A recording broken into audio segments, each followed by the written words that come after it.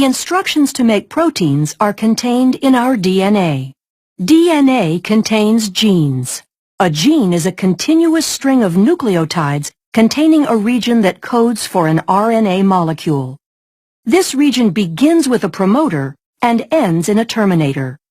Genes also contain regulatory sequences that can be found near the promoter or at a more distant location. For some genes, the encoded RNA is used to synthesize a protein in a process called gene expression. For these genes, expression can be divided into two processes, transcription and translation. In eukaryotic cells, transcription occurs in the nucleus, where DNA is used as a template to make messenger RNA. Then in translation, which occurs in the cytoplasm of the cell, the information contained in the messenger RNA is used to make a polypeptide.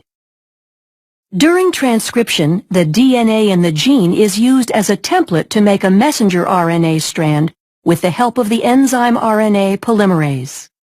This process occurs in 3 stages: initiation, elongation, and termination. During initiation, the promoter region of the gene functions as a recognition site for RNA polymerase to bind. This is where the majority of gene expression is controlled, by either permitting or blocking access to this site by the RNA polymerase. Binding causes the DNA double helix to unwind and open. Then during elongation, the RNA polymerase slides along the template DNA strand. As the complementary bases pair up, the RNA polymerase links nucleotides to the 3' end of the growing RNA molecule.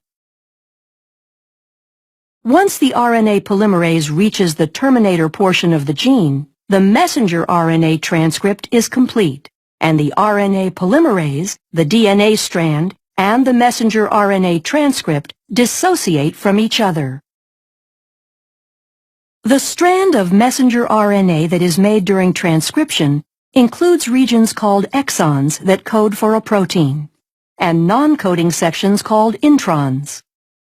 In order for the messenger RNA to be used in translation, the non-coding introns need to be removed, and modifications such as a 5' cap and a 3' poly A tail are added. This process is called intron splicing and is performed by a complex made up of proteins and RNA called a spliceosome. This complex removes the intron segments and joins the adjacent exons to produce a mature messenger RNA strand that can leave the nucleus through a nuclear pore and enter the cytoplasm to begin translation. How is the information in the mature messenger RNA strand translated into a protein? The nitrogenous bases are grouped into 3 letter codes called codons. The genetic code includes 64 codons. Most codons code for specific amino acids. There are 4 special codons, 1 that codes for start and 3 that code for stop. Translation begins with the messenger RNA strand binding to the small ribosomal subunit upstream of the start codon. Each amino acid is brought to the ribosome by a specific transfer RNA molecule. The type of amino acid is determined by the anticodon sequence of the transfer RNA. Complementary base pairing occurs between the codon of the messenger RNA and the anticodon of the transfer RNA. After the initiator transfer RNA molecule binds to the start codon, the large ribosomal subunit binds to form the translation complex, and initiation is complete. In the large ribosomal subunit, there are 3 distinct regions called the E, P, and A sites. During elongation, individual amino acids are brought to the messenger RNA strand by a transfer RNA molecule through complementary base pairing of the codons and anticodons. Each anticodon of a transfer RNA molecule corresponds to a particular amino acid. A charged transfer RNA molecule binds to the A site, and a peptide bond forms between its amino acid and the one attached to the transfer RNA molecule at the P site.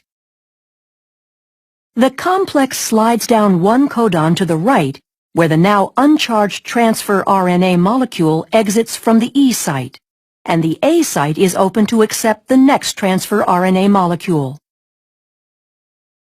Elongation will continue until a stop codon is reached.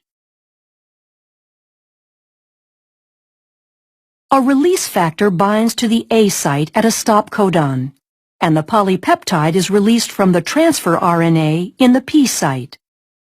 The entire complex dissociates and can reassemble to begin the process again at initiation. The purpose of translation is to produce polypeptides quickly and accurately.